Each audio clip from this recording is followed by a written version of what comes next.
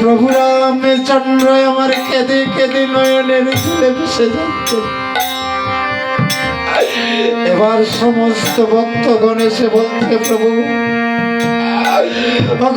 প্রভু শান্ত হন, ধৈর্য ধরে, চিন্তার নাহি প্রয়োজন।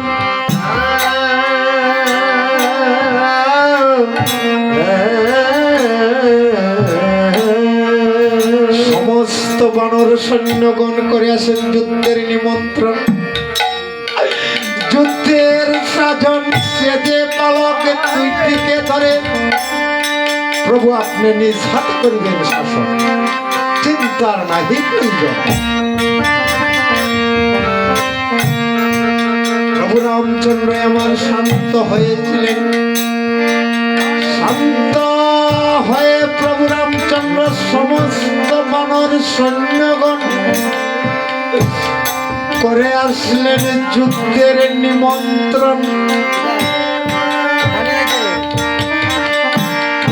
যুদ্ধের সাজন সেজে প্রভু রামচন্দ্র দুইটি বালকের সঙ্গে কেমন করে করবেন রং।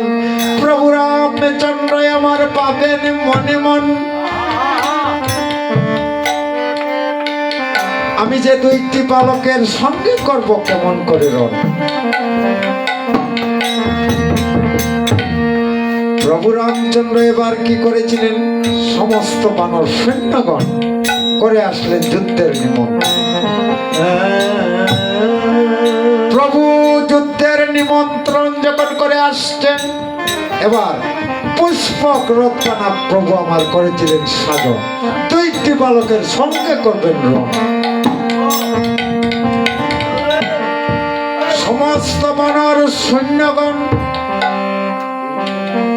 মহামণি বাল্মীকির তপবনে করবেন গমন।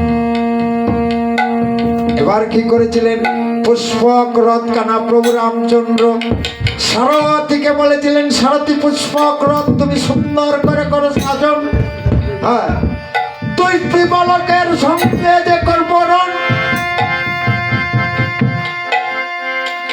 এবার সারথী সুন্দর করে প্রভু রামচন্দ্রের রথ কানা করেছিলেন সাজন। সমস্ত বানর সৈন্যগণ নিয়ে প্রভু আমার মহামণি বাল্মীকির তপবনের দিকে করবেন গমন। দুইটি বালকের সঙ্গে কেমন করে করবেন রণ, প্রভু আমার ভাবেন মনে মন। এবার কি করেছিলেন, রথ কানা নিয়ে যখন মহামণি বাল্মীকির তপবনে করেছিলেন গমন, এদিকে লোক খুশি, অনেক সময় বিলম্ব হয়েছে। সময় যখন হয়েছে, লোভে খুশি এবার ক্ষুধার্ত হয়েছে, কারণ অনেক সময় তারা পাহারা দিচ্ছে। লোক বলছে, ভাই খুশি, অনেক সময় আমরা পাহারা দিচ্ছি, কারণ ক্ষুধার্ত হয়েছে ভাই। আমাদের দুঃখিনী মা বিনে যে এই জগতে আমাদের আর কেউ নেই,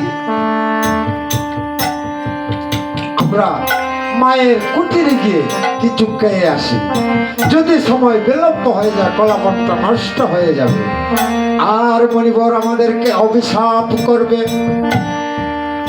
এবার প্রভু রামচন্দ্র কলাবনের দিকে করেছিলেন গমন, আর এইদিকে দুইটি বালক মায়ের কুটিরে করেছিলেন গমন।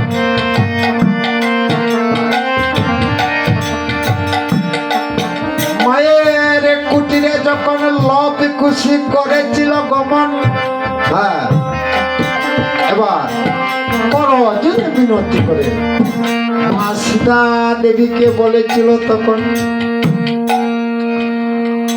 ও বলি মা গো, কিছু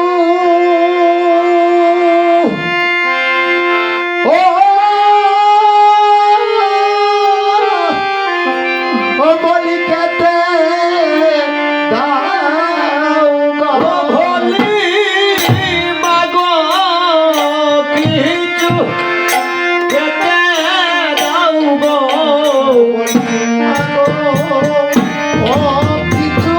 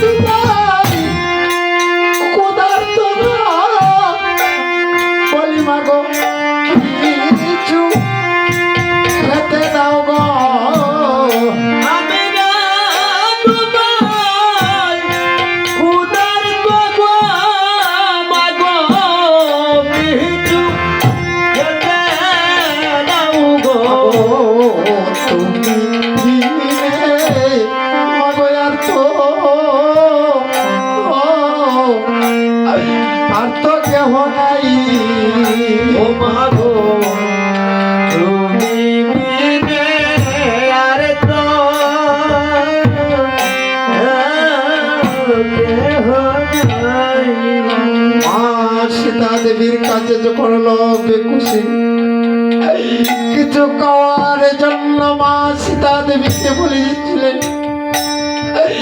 মা সীতা দেবী আমার কেঁদে কেঁদে নয়নের জলে মিশে যাচ্ছে, কেঁদে কেঁদে বলছেন খুশি লোভে, ওরে খুশি লোভে তারা ক্ষুধার্ত হয়ে এসেছ বাবা, আমার কাছে যে কিছু খাওয়ার নেই, আমি যে দিন দক্ষিণে কান্নালিনি, আমার কাছে যে কিছু খাওয়ার নেই, আমার কাছে অল্প কিছু ফল রয়েছে বাবা, দুবাই মিলে ভাগ করে সেই ফলটুকু কেন খুশি খুশিল এবার শান্ত হয়ে গেছে মাগো, অগমা সন্তান যদি ক্ষুধার্ত হয় মা অল্প কিছু যদি সন্তানকে দিতে পারে, সন্তানের যে ক্ষুধা নিষ্পত্তি হয়ে থাকে,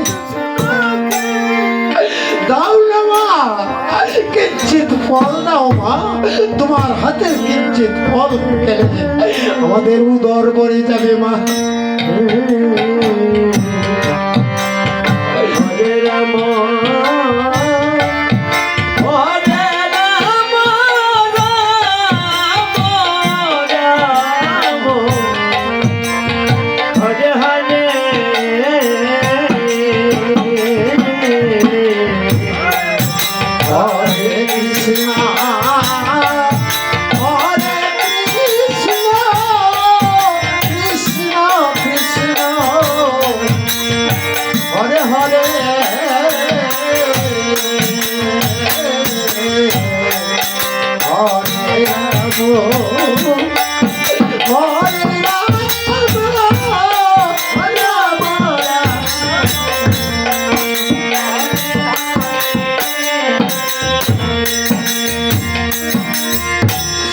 এদিকে কি করেছে কুশিল মায়ের হাতে অল্প কিছু ফল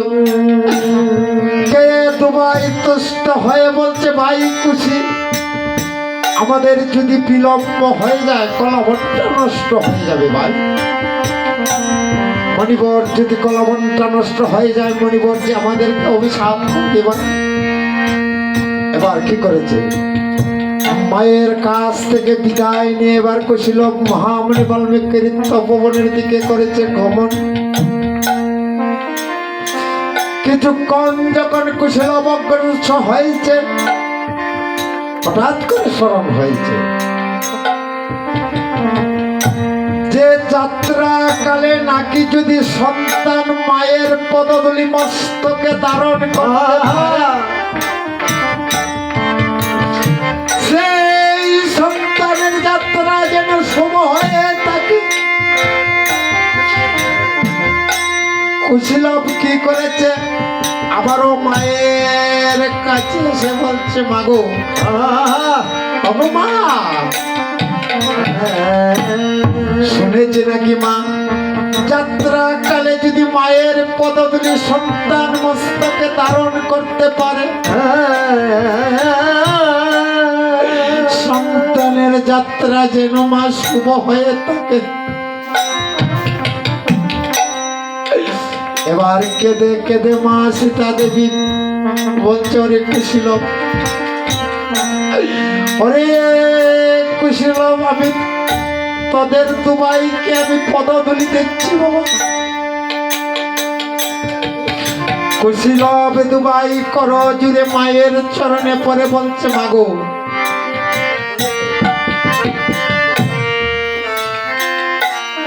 ও বলি দাও গো মা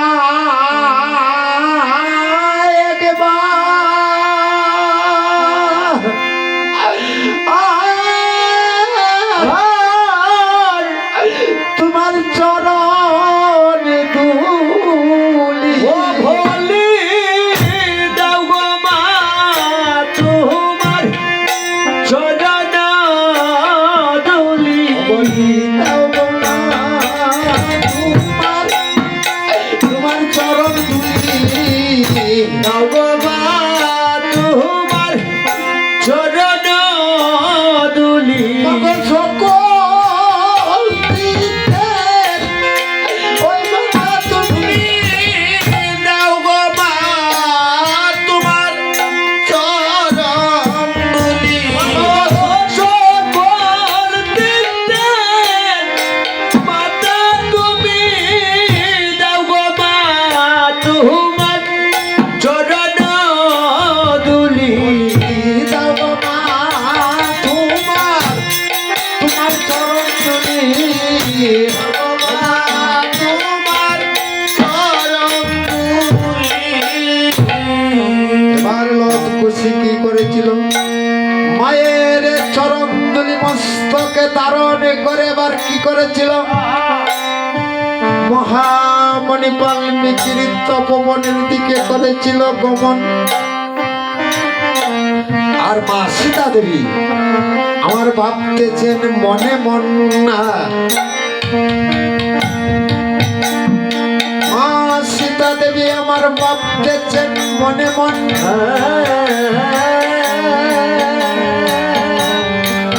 মা সীতা দেবী কি ভেবেছিলেন যদি মহামণি বাল্মীকির তপবনে যদি আমার লব কুশির কিছু হয়ে যায়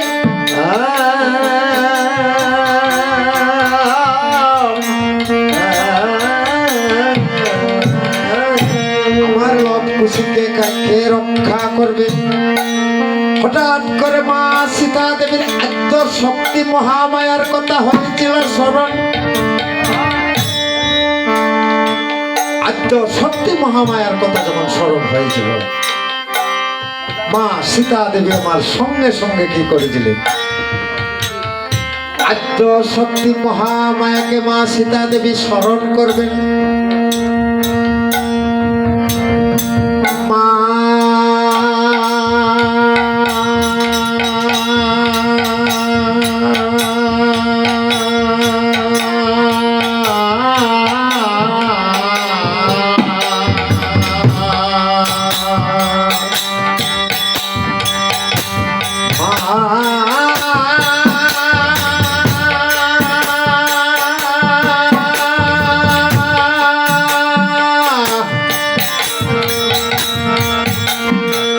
তারিণী মা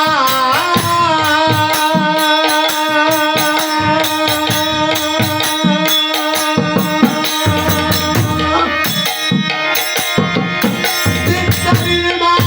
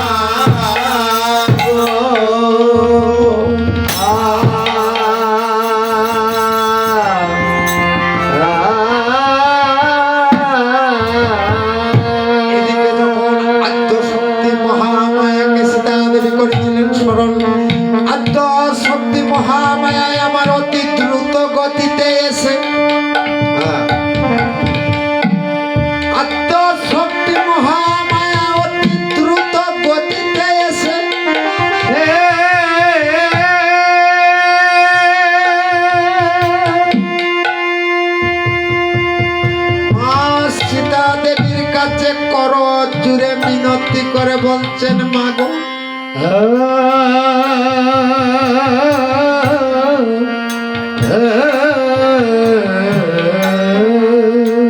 তুমি যে মা জগৎ মাতা জগৎ লক্ষ্মী বৈকুণ্ঠের নারায়ণী নারায়ণী মাগো কেন তুমি করেছ স্মরণ কিসেরই কারণ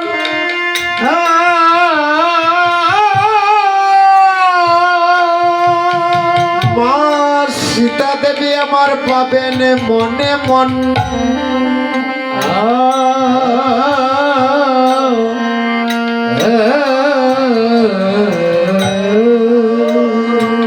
মা তোমাকে কেন আমি করেছি স্মরণ, কিসেরই কারণ? আমার লব খুশি মহামণি বাল্মীকির তপবনে করেছে গমন।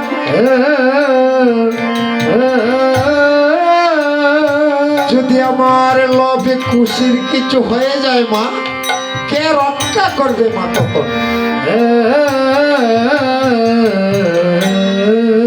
তাই বলে মা তোমাকে আমি করেছি স্মরণ। সত্যি মহামায়া আমার মা সীতা দেবীর কথা শুনে বলছে, মাগো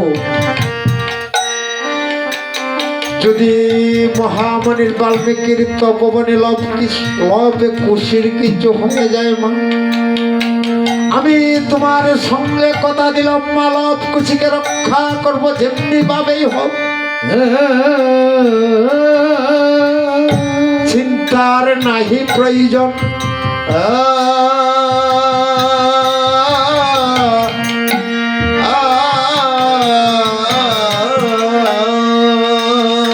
এবার আদ্য সত্যি মহামায়াকে লব খুশিকে মা সীতা দেবী সমঝিয়েছিলেন। আর এদিকে রাম কমল লোচন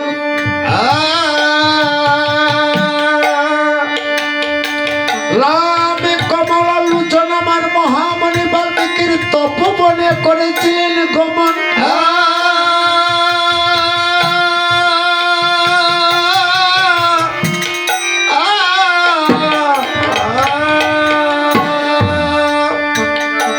প্রভু রামচন্দ্র যখন দুইটি বালককে নিজ নয়নে দেখেছিলেন,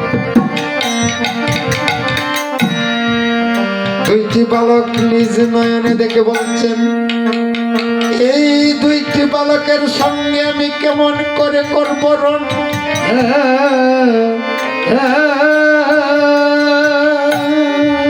প্রভু রামচন্দ্র আমার ভাবেন মনে মন।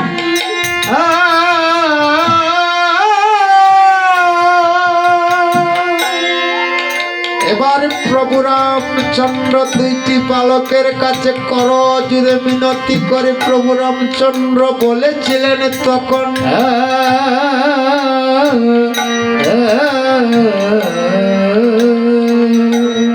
করজোড়ে মিনতি করে বলছে, ওরে বালকদ্বয়, এই অশ্বকে বন্ধন করেছে, এই অশ্বকে বন্ধন করেছে। আমরা বন্দি করেছি, আমরা তোমরা বন্ধন করেছো? বাবা বাবা বাবা বাবা, আরে বালকদ্বয়, অশ্ব বন্ধন মুক্ত করে দিয়ে তোমাদের মায়ের কাছে চলে যাও। বিনা যুদ্ধে অশ্ব দেওয়া যাবে না, বিনা যুদ্ধে অশ্ব দেওয়া যাবে না। বাবা বাবা বাবা, আমাদের সাথে যুদ্ধ করুন, যুদ্ধ করে অশ্ব নিতে হবে। এদিকে রাম কমল লোচন মনে মনে পাবেন কেমন? তাহলে আমার মনে হয় এই দুইটি বালকের সঙ্গে আমার কোন রক্তের সম্পর্ক ছিল। এবার আবারও করজোড়ে মিনতি করে বলছে, আরে বালকদ্বয়, আবারও বলছি অশ্ব বন্ধন মুক্ত করে বিনা যুদ্ধে অশ্ব দেওয়া যাবে না, বিনা যুদ্ধে অশ্ব দেওয়া যাবে না। বাবা যুদ্ধ করুন। সাগর ভাই তুই কুদেন। আরে বালকদ্বয়, বালির সমতুল্য বীর ছিল ত্রিভুবন, আর বালি মোর বানে হয়েছিল পতন, আর তোরা হয়েছে সামান্য দুইটি বালক।